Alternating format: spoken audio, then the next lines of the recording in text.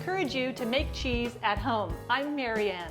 Today we're doing something different. We're having an episode called Cheese Chat, where I'm going to introduce you to Merryl Winstein, who is a cookbook author who focuses on recipes for making cheese at home. Thanks for joining me, Merryl. Oh, it's so nice to be here with you, Marianne. Well, I can't believe all the work that you did to put this together. It was a lot of work. In fact, I would say, I think you'd have to be a nut to write a book this long. 600 pages, and I actually took 34,000 photos, of which only 800 are in the book. So it was a lot. Well, it's definitely a big project. What got you into making cheese? I always liked cheese as a kid, but we just had craft singles with the plastic wrap. And then when I was 14, I went to Denmark and visited my Danish Girl Scout pen pal.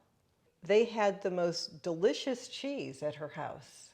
I would have never even thought of eating that kind of like smelly cheese or unusual cheese where when I grew up. But at her house, I felt I should be very polite and eat everything that they ate. And it was just phenomenal. And I loved every kind of it. And I think that over the years, I started having the idea of getting some goats, and I thought I would make that kind of cheese that I had tasted in Denmark. However, that's not how that worked, because the books that I had back in those days, the recipes didn't turn out right. So I made really bad cheese for about 15 years. I really don't know why I kept trying to do it. Once in a while, it would come out good. Mostly, was really bad. And why was that? The directions were wrong. When I look back at them now, I realize with those particular recipes, you would never be able to get good cheese. So somebody said, well, you can take a class on this. I never had thought of taking a class. So I actually went to Massachusetts and took a class from Jim Wallace, where he explained just what you do. And I could see exactly why what I had been doing wasn't working. So I wasn't really a novice cheesemaker. I'd been making cheese a long time. It just was bad cheese. So after learning from Jim, I could come home and pretty soon I was making really good cheese where my family was asking for it. Also, within a few months of that class, I went to the Vermont Institute for Artisan Cheese. First, you take a 3-week class. It was very intensive and just wonderful. It answered so many questions for me. And then every few months I went back because they'd have a foreign expert that would tell you everything about a certain style of cheese making. It was as if they were your cousin and they were answering all your questions. So there was one on blue cheese, and there was a week-long class on alpine cheeses like Comte and Gruyere and different related cheeses like that. And finally, my cheese was coming out really good. And then I could spot what the problems were with the previous directions I had been using. So why did you want to write a cookbook about cheese making? Oh, Marianne, I had a booklet that I gave out in my cheesemaking classes, and it was 50 pages. And as I started learning better methods of making really good artisan cheese, I thought, this is actually so simple. If I could just write it down, probably I'd wind up with maybe a 100-page book. I just wanted to make this simple and well known to people. Give me an example of a kind of problem that you had and what you learned that was an aha moment for you. Let's see, there were 2 or 3 most important things that I'd been doing wrong. One was many of the recipes I had called for too much rennet. So I learned in my classes you normally are using 1/8 of a teaspoon of rennet or 0.6 milliliters per gallon or 4 liters of milk. And some of the recipes I had called for a 1/2 teaspoon per gallon or a teaspoon or 2 per gallon. When you put in too much rennet, that will make the cheese too wet, and it'll also give a bitter flavor. And that's exactly what happened. Also, some of my previous directions had said that after you make the cheese, you should wax it. But what I learned is that you need to let the cheese dry out for quite a while. Well, the wrong way to use wax is putting it on a freshly made cheese because that traps moisture in. And as the cheese ripens, ammonia or nitrogen is given off. So the cheese has to have airflow so the oxygen can go in and moisture and ammonia can go out. And wax traps all those bad flavors in. When I stopped waxing, that's when my cheese started coming out. I've made that exact mistake of waxing too soon, and when I opened the wax, there was a layer of moisture on the cheese, and it was bitter. That's right. Yep. For some reason, a lot of these older kind of amateur recipes wound up with somebody said, well, okay, now just wax it. And then people copy that recipe, and then they copy that recipe, and until it's entrenched in the literature, and people just think that's what you're supposed to do. So you've taken recipes and you have tested each one in order to put them into your book. Is that correct? Oh yeah, almost all the pictures in here are what I've made myself. You know, having talked to so many people and taught them what to do, I know what their questions are, and I made sure I answered all of them in here. So I worded the directions in ways that you know, that I found that people understand better if I say it a certain way. You know, cheese making is really simple. I've always thought it was pretty simple. But you have to do the right things if you want to have the result that you would like.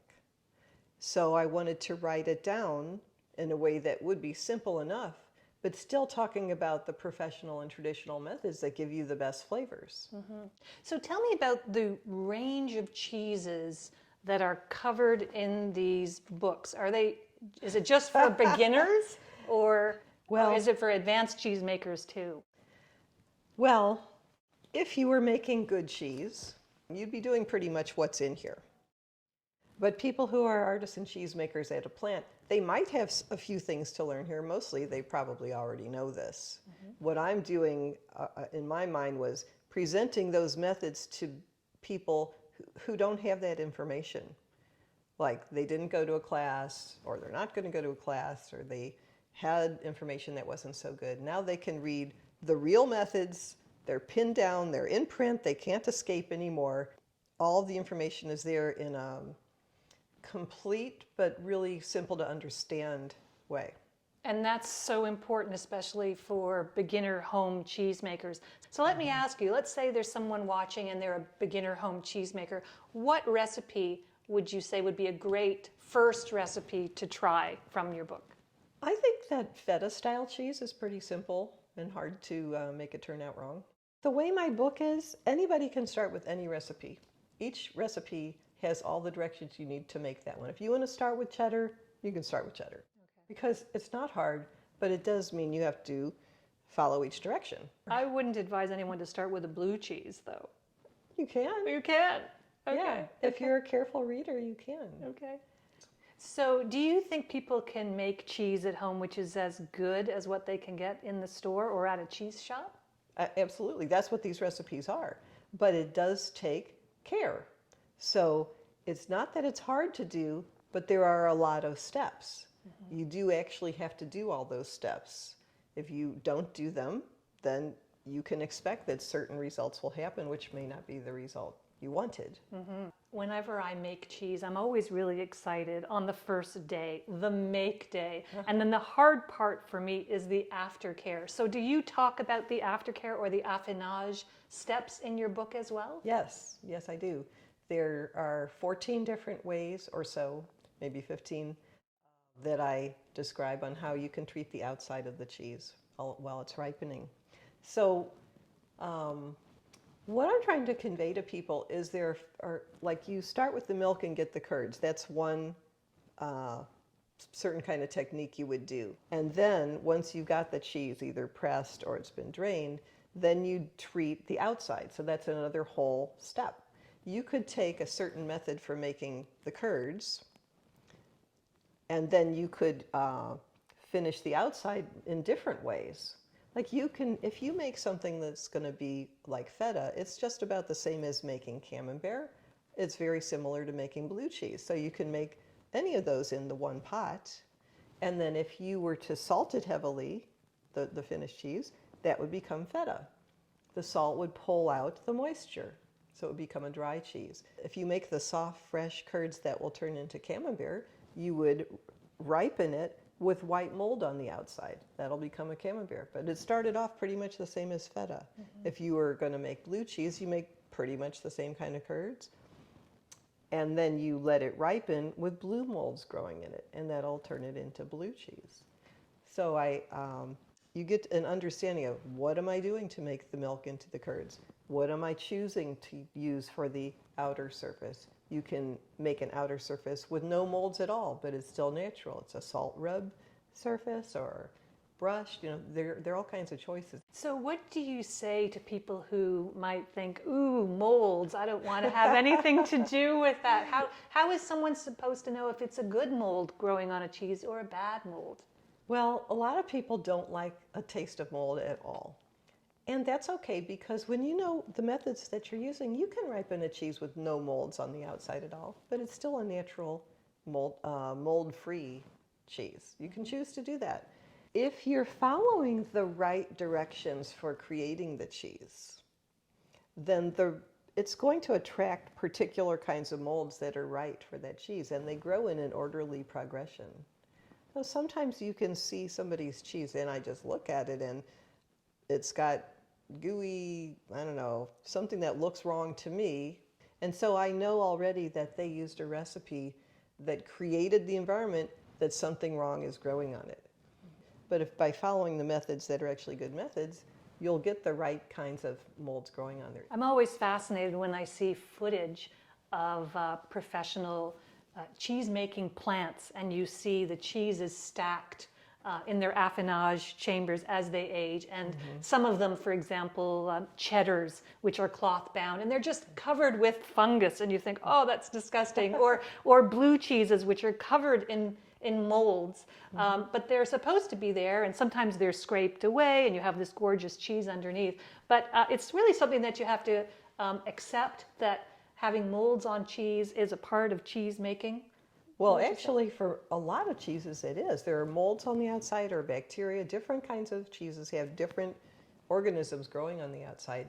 These things either create flavor substances, like on one that's kind of gooey and pink on the outside, the B. linens, that's the name of the pink bacteria, is creating flavor substances that seep into the cheese and give a certain flavor.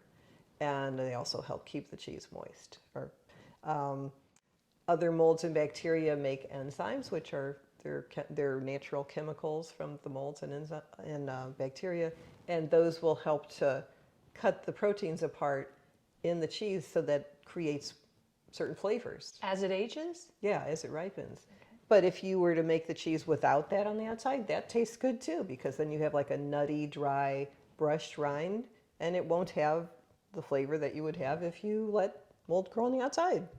So it depends on what people want. But interestingly, in the US anyway, when you go to a store and you see a cheese that you think is kind of a natural type of cheese, an artisan cheese, and it might be brown or some dark color on the outside, sometimes that's a cheese that it had mold on the outside, but then before they marketed it, they wash it off. I mean, at home, you just put it under the sink and, wash off all the mold. And that, then they might wax it, or however they pack it to sell it. That leaves a colored outside. But I have a picture in these books of, in France at a marketplace, dozens and dozens of the French Tom cheese. And you can see each one has its mold on it. They sell it with all the mold on it. And they're all different colors and patterns of molds. Each cheese is a little bit different.